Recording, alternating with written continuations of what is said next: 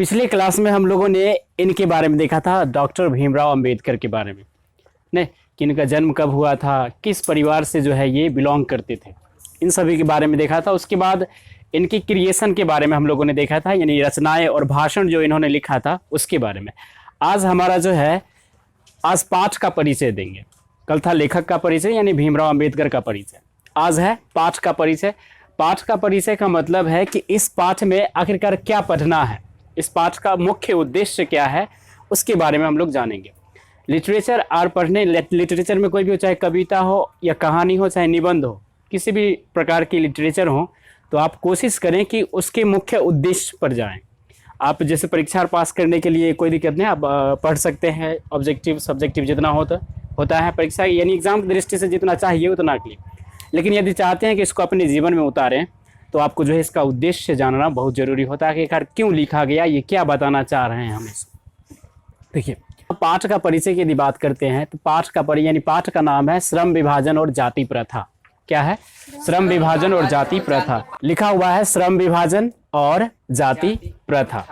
अब देखो, श्रम विभाजन और उसके बाद जाति प्रथा, इसका मतलब पहले समझो आखिरकार श्रम विभाजन और जाति प्रथा का मतलब क्या होता है। ठीक, देखो श्रम से स्पष्ट हो रहा है। श्रम से क्या समझता है? एगो श्रम होता है और एक होता है शर्म।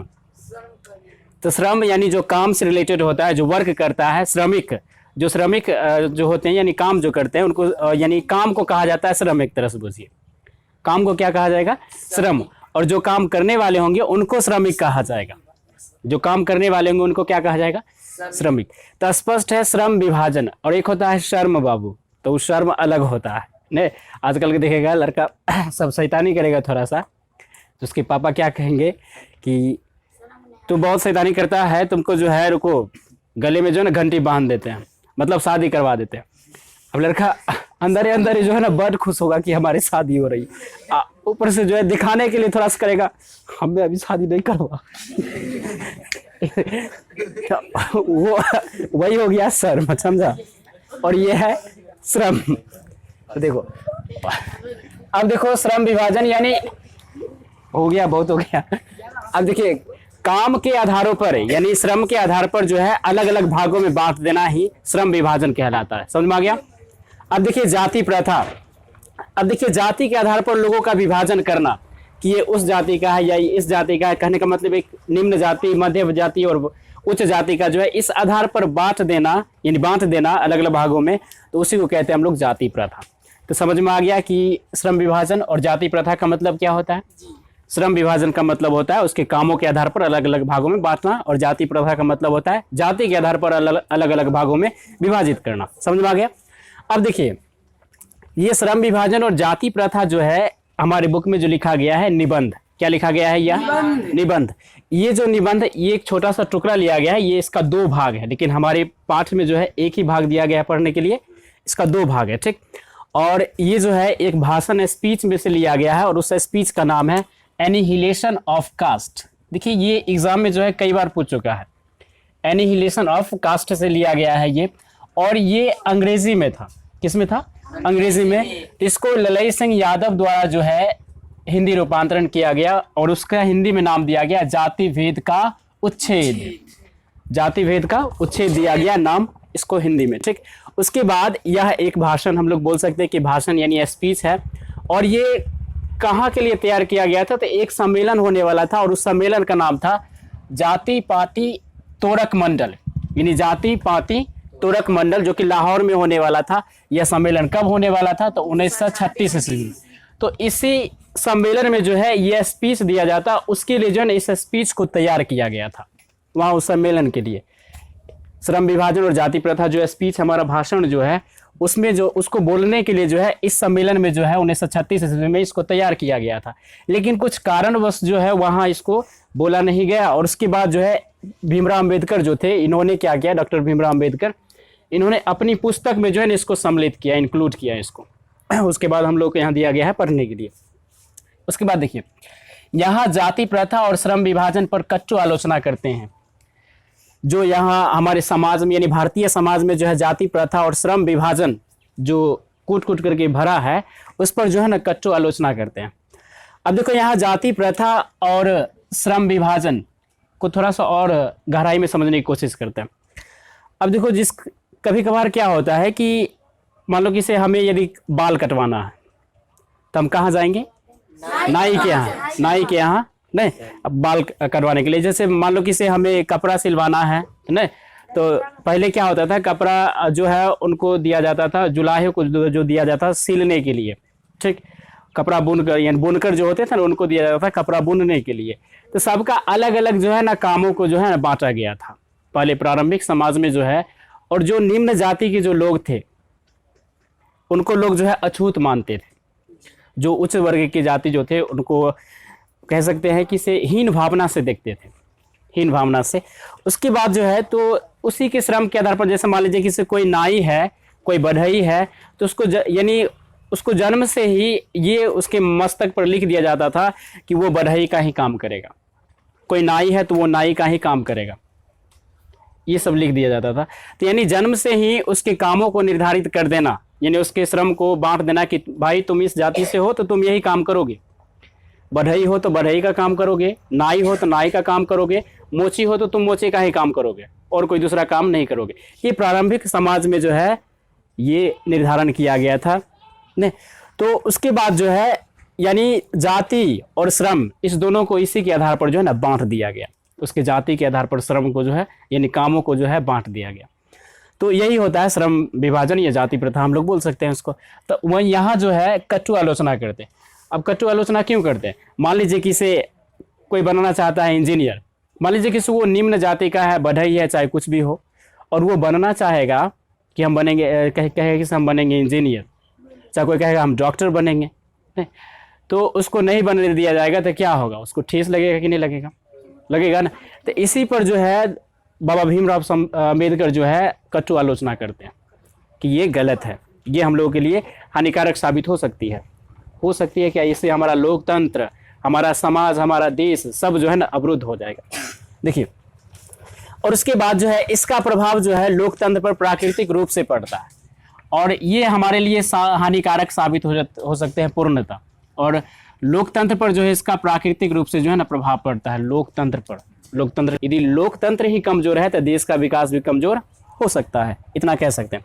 उसके बाद ये तो हो गया कि उन्होंने कहा कि इसे श्रम जाति प्रथा और श्रम विभाजन जो है एक क्या कह सकते कुप्रथा के अंतर्गत हम रख सकते हैं समाज में, ये अच्छी नहीं है, ये हानिकारक साबित हो सकती हैं हम लोगों के लिए, ये समाज के वृद्धि और विकास में जो है ना रुकावट है, ऐसा नहीं होना चाहिए। उसके बाद उन्होंने कहा कि जो है आदर्श समाज होना चाहिए, हमारा समाज आदर्श होना चाहिए। कैसा होना चाहिए? आदर्श। यानी समाज आदर्श कहने का मतलब, अब यहाँ पर स्पष्ट रूप से एक बात उत्पन्न होगी कि आखिरकार आदर्श समाज का मतलब क्या होता है। तो उन्होंने जो है बड़े ही साफ ढंग से यानी क्लियर ढंग से समझाया है कि आदर्श समाज जिसमें स्वतंत्रता, समानता और भ्रातृत्व की भावना रहती है जिस समाज में, उस समाज को जो है ना आदर्श समाज कहा जाता है। समझ में आ गया? आदर्श समाज किसे कहेंगे? यानी वैसे समाज जिसमें स्वतंत्रता, समानता और भ्रातृत्व की भावना हो उसे हम लोग जो है आदर्श समाज कहेंगे। स्वतंत्रता कहने का मतलब कि भाई हम जो काम करना चाहते हैं, मान लीजिए किसे हम पढ़ाना ही चाहते हैं, मान लीजिए कि हम निम्न वर्ग के हैं और हम पढ़ाना चाहते हैं, तो हमें जो है ये स्वतंत्रता मिलनी चाहिए कि हम जो है ना पढ़ा सके, हम टीचर यानी शिक्षक बन सके। तो ये हो गया स्वतंत्रता, यानी स्वतंत्रता पूर्वक जो है ना हम अपने कामों को चुन सके और उसको कर सके। मान लीजिए किसी को बढ़ई का काम करने का मन नहीं है, वो चाहता है कि हम कुछ और करें, तो क्या कर सकता है? वो नहीं कर सकता है। कर सकता है क्या? नहीं कर सकता है, क्योंकि उसको उसमें रुचि ही नहीं है। क्या कैसे करेगा? अब देखिए उसके बाद आगे की यदि बात करते हैं तो आगे आता है जाति प्रथा जो है हमारे भारत में जो है ना बेरोजगारी का प्रमुख कारण है, ये भी बताते हैं। जाति प्रथा जो है हमारे भारत में, हमारे समाज में जो है बेरोजगारी का प्रमुख कारण है, बेरोजगारी भी उत्पन्न होती है। जैसा कि अभी हम तुरंत बताएं, मान लीजिए कि हम शिक्षक बनना चाहते हैं तो हमें ये स्वतंत्रता मिलनी चाहिए कि हम शिक्षक बने। क्या बने? शिक्षक बने। नहीं, मान लीजिए कि हमें स्वतंत्रता नहीं है तो गलत बात है नहीं, तो हमें ये स्वतंत्रता मिलनी चाहिए कि हम अपनी रुचि के अनुसार काम करें। यदि वो काम हमें अनुमति नहीं दिया जाएगा तो कहेगा कि अपना काम कीजिए, अपना जो भी काम होगा, चाहे बढ़ई का हो नहीं, चाहे नाई का हो नहीं, तो ये सब काम यदि मान लीजिए किसी रुचि नहीं है, जो जिसकी रुचि नहीं है इसमें, तो वो नहीं कर सकता, उसके लिए साबित नहीं हो सकता। उसके बाद जो है समानता, भ्रातृत्व का मतलब समझते ही है क्या होता है। भ्रातृत्व का मतलब होता है भाईचारा, यानी भाईचारा, सब में एकता होनी चाहिए, यानी भाईचारा होनी चाहिए। उसके समानता, जात पात जो है नहीं होना चाहिए। नहीं, एक बार क्या हुआ था कि अंबेडकर को जो है, अंबेडकर जी, डॉक्टर भीमराव अंबेडकर को पूछा गया था कि आप किस जाति के हैं, इनसे पूछा गया था। और इनकी जाति के कारण जो है इनको बहुत सारे दुखों का सामना करना पड़ा, बहुत सारे मुसीबतों का सामना करना पड़ा, लेकिन फिर भी जो है ये हार नहीं माने, कभी भी जो है ये हार नहीं माने। इनको पूछा गया था कि आपकी जाति क्या है, तो बड़े ही रोचक ढंग से इन्होंने जवाब दिया, जात पात मत पूछिए का जात का पात, अंबेडकर जी पूत सब प्रभु के, कोई नहीं जात को जात। यानी जात क्यों पूछ रहे हैं आप, जाति क्यों पूछ रहे हैं? इंसान की कोई जाति नहीं होती, उसकी एक ही जाति होती है कि वो है इंसान। उसको ईश्वर ने बनाया सबको समान रूप से। जाति बनाने वाले कौन है? तो हम लोग हैं, हमारे समाज में जो लोग हैं वे लोग हैं, और समाज में हम भी रहते हैं तो उसमें हम भी शामिल होंगे नहीं। तो कहा जाता है कि अब दुनिया को बदलना चाहते हैं तो सबसे पहले जो है खुद बदलिए। ठीक, तो ये था। हमारे समाज में कुछ ऐसे व्यक्ति हैं जो क्या करते हैं, जातिवाद जो होता है ना उसका समर्थन करते हैं। जिस हम फिगर के जरिए बताया है, मान लीजिए किसी कोई व्यक्ति है जो जातिवाद को समर्थन करते हैं, चाचा चौधरी, ये चाचा चौधरी है, बाबू चौधरी जो होगा सो बुरा नहीं मानेगा, समझा, मजाक की एक तरह से। तो ये चाचा चौधरी जो है ये जातिवाद को समर्थन करते हैं। क्या करते हैं? ये जातिवाद को समर्थन करते हैं। इनका मानना है कि जातिवाद समाज में रहना चाहिए। ओ चाचा जी, बड़े ही लेकिन मुसक रहे हैं एकदम। तो इनका मानना है कि जो है हमारे समाज में जो है ना जातिवाद रहना चाहिए। नहीं, यानी आफ्टर कहने का मतलब है इस पाठ में कि हम वैसे व्यक्तियों का निर्माण करें जो किसी भी काम में जो है ना वो रुचि रखते हों, यानी जिस काम में वो व्यक्ति रुचि रखते हो उसको जो है ना अच्छी तरीके से, यानी वही काम के लिए जो है उनको प्रेरित किया जाए, इंस्पायर किया जाए, नहीं तो बेहतर होता है। स्पष्ट हो चुका है कि समाज में जितने भी वर्ग हैं, जितने भी वर्ग के लोग हैं, तो उन सभी की कोई ना कोई जो है ना इच्छा होती है, कोई ना कोई जो है इच्छा होती है कि वो जो चाहते हैं, जो काम करना चाहते हैं वो कर सके। ठीक, ये होता है। जातिवाद की यदि बात करते हैं, मान लीजिए किसी मनुष्य को, किसी व्यक्ति को यदि जाति के आधार पर वो दे दिया जाता है उसका काम करने के लिए, तो क्या होता है, उस मनुष्य को जो है जीवन भर उसी काम से जो है ना, उसी काम में जो है बांध दिया जाता है। जीवन भर कहने का मतलब कि वो नाई है तो अब जीवन भर जो है ना वो नाई का ही काम करेगा। किसका काम करेगा?